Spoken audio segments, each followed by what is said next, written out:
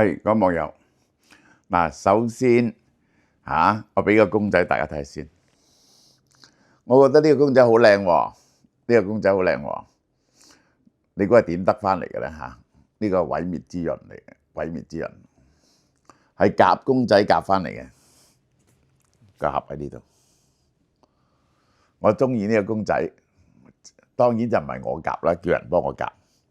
你估夾咗幾多錢夾翻嚟咧？500 yen， 500 yen， 即係25蚊就夾咗呢個公仔。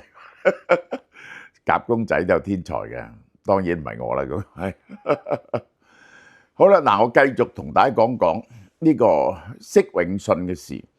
我其實講完咗一條，再講咗一條之後咧，我發現我仲有好多嘢未講，緣由未盡，我一定要講。咁其中咧就係講呢個釋永義啊，呢個釋永信啊，佢原來咧我都講過啦，就係嵩山少林寺啊，從來都係擦啲達官嘅皇帝嘅鞋嘅。咁咧就係去到咧，佢就因為幫一個軍閥，就得罪咗石友三，於是咧就俾嗰個軍閥石友三咧就火燒咗少林寺。咁呢個時候咧，但係咧佢好快就恢復翻，因為咧佢係得到嗰啲有啲大家都知道好有錢嘅人，或者做大官啊，或者做咗好多陰質嘢嘅人咧，佢個良心咧就唔安樂啊。咁成日咧就會求佛門庇佑，咁所以咧佛門咧係一個好 profitable 嘅生意嚇。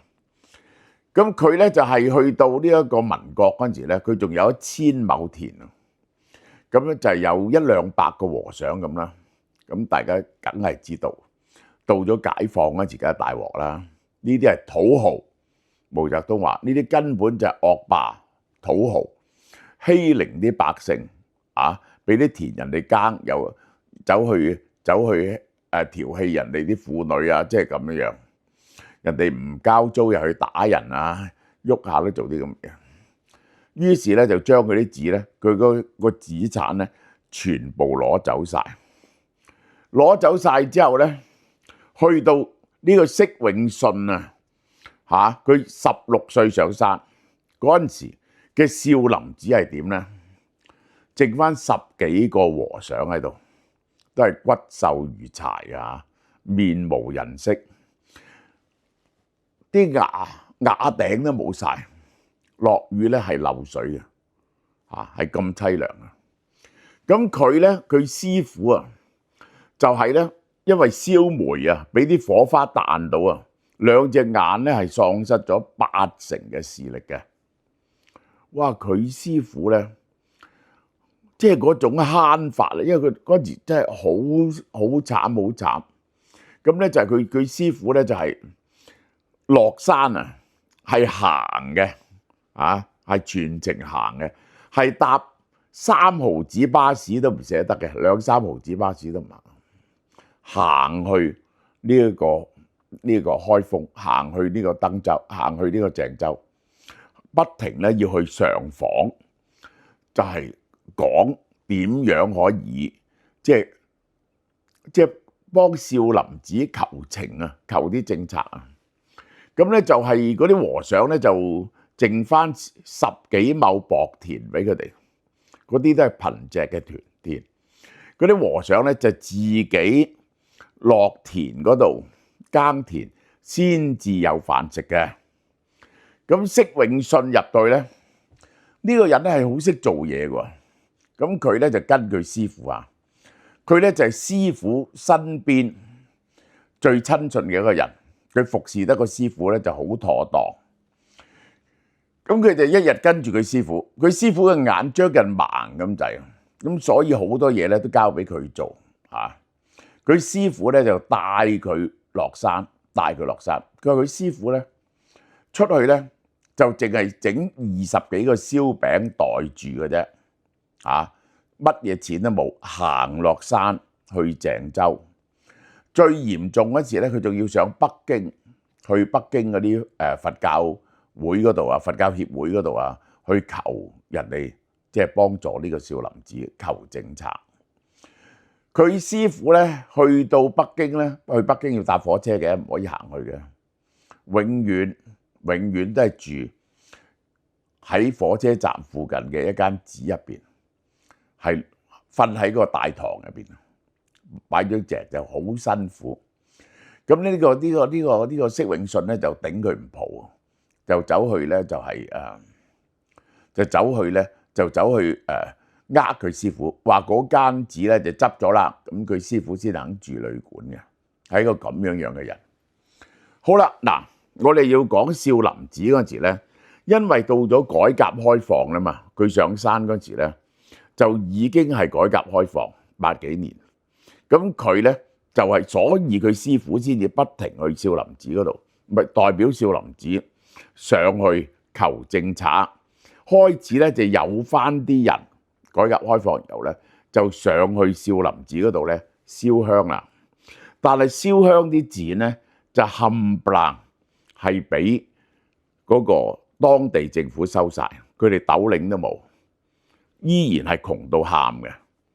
咁咧佢哋就翳，咁佢師傅咧就帶佢去見所有嘅部門，咁發現咧釋永信係好識得講嘢，於是咧佢就變咗一個呢個對外接待嘅高手，呢個就係呢個就點解後來咧佢師傅死咗之後咧，佢可以入到嗰個管理委員會，好啦，咁講到呢度咧就講佢師傅啊臨死嗰陣時咧，係絕對覺得呢個釋永信呢條友係有好大嘅問題，呢個人咧係帶走啲錢啦，虧空公款啦，拉幫結派。嗱，呢個拉幫結派好重要啊！佢好識得拉嗰啲人支持佢嘅，呢個人係搞政治，就係偷嘢，連法卷都偷。嗰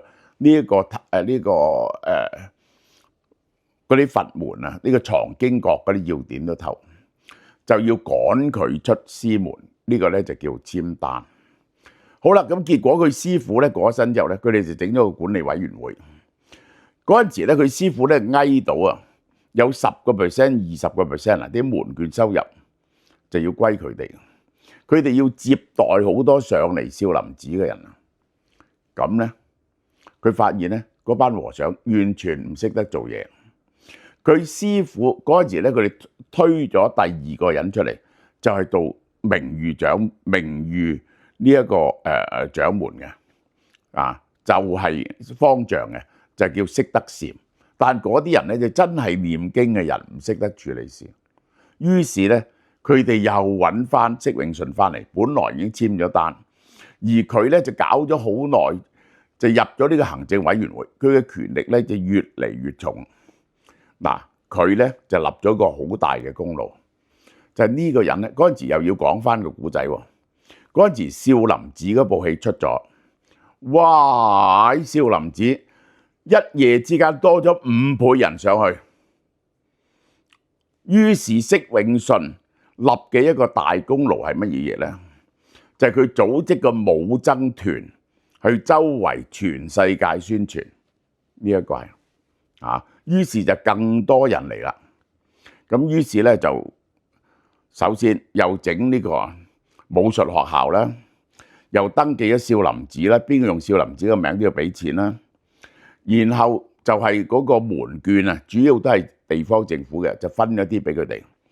就係嗰個啲捐錢咧，又話做慈善事業啦，啲香火錢啦，賣啲高香啦，賣啲高香咧就係嗰陣時就有平有貴嘅，最貴嗰啲咧係成萬蚊嘅。嗰啲有錢人上嚟咧就成萬蚊嘅，然後咧呢個人就好有生意頭腦，咁其實咧就喺佢手下少林寺就賺咗好多錢，除咗搞武僧，全世界40幾間少林寺嘅分館，100幾個武館，然後咧就註冊咗一個叫少林歡喜地唔係歡喜禪嗰啲喎，少林歡喜地。就係咧賣啲開光嘅嘢啦，又拎少林寺話啲藥方出嚟啦，賣藥啦，文創產品啦，一早就喺阿里巴巴度開咗間呢個電商啦，犀利啊！一有咗字節跳動咧，佢已經叫嗰啲和尚咧就係耍段功夫，然後咧就係拍短視頻，然後咧就推銷啲藥，犀唔犀利啊？我講俾你聽，呢個佢第一次點解唔拉佢？因為我點解要再講咧？其實一個真實嘅原因咧，除咗佢賄賂嗰啲人之外咧，係河南省係唔可以拉少林寺嘅方丈，因為如果少林寺嘅方丈係一個貪婪好色、虧空公款嘅人，仲有冇人信少林寺啊？喂，因為少林寺啊，河南啊嘅旅遊收入啊，30%係來自少林寺嘅。哇，冇生意做，冇人敢喐呢一個少林寺，就因為河南好多收入係靠佢。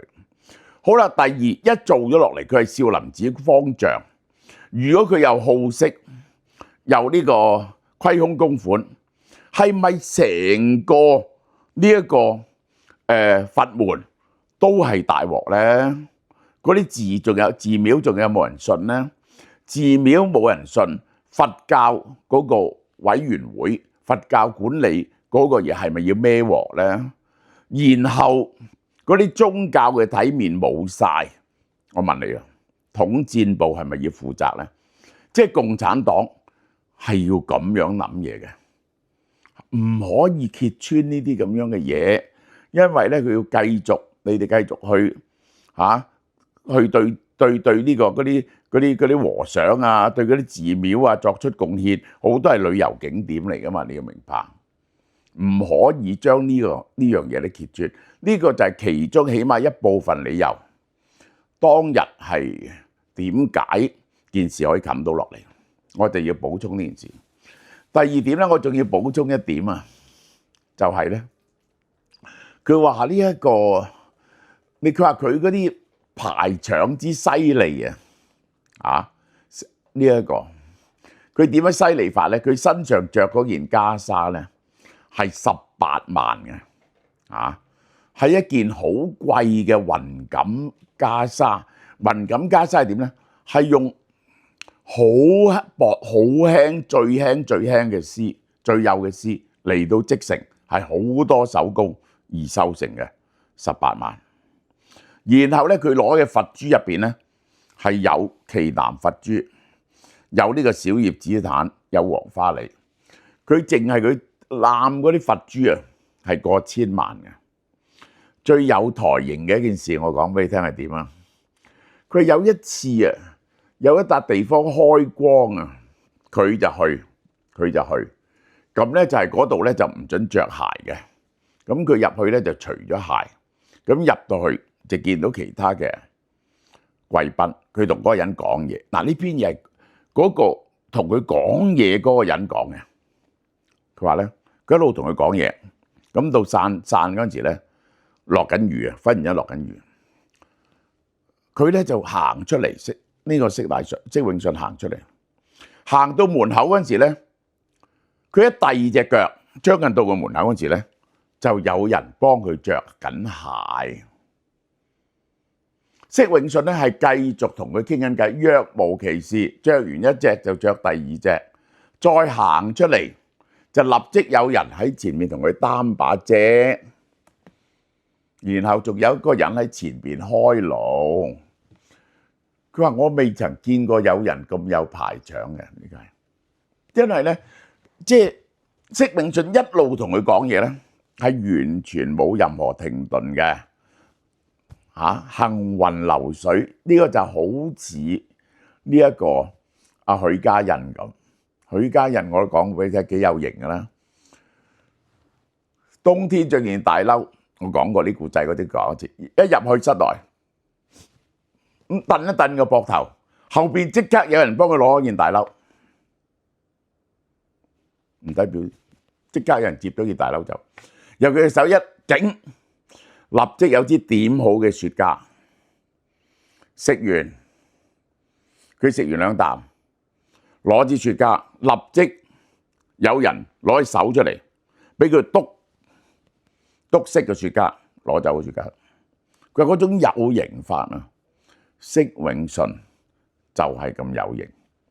我要話俾你聽，呢啲維持虛假嘅面子，當係冇事咧，就係胡錦濤嘅風格。